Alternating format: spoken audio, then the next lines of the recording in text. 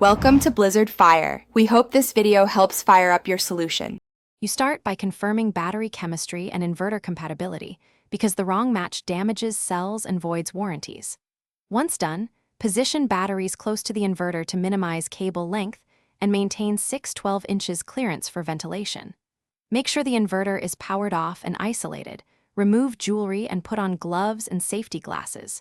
You'll work quickly, but deliberately to avoid sparks.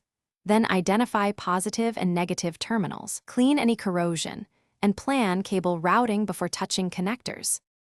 You now run the appropriately gauged cables from battery to inverter, because undersized wiring overheats and wastes power. First, attach an inline fuse or DC breaker within 6 inches of the battery positive terminal to protect wiring. Choose an amp rating per inverter manual.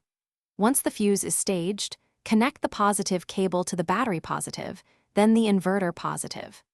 Next, connect the negative cable to battery negative, then inverter negative. Make sure connections are snug, finger tight plus a quarter turn, and routed to avoid. You finish by doing a visual inspection.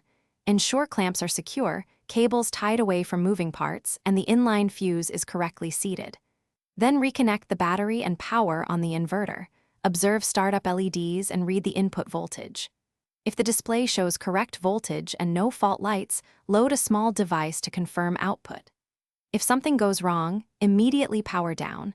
Make sure polarity was not reversed, the fuse is intact, and terminals are tight. One key troubleshooting tip: a blown fuse usually signals wiring size or short issues. Address that first. Thanks for watching. If you found this helpful, don't forget to like and subscribe.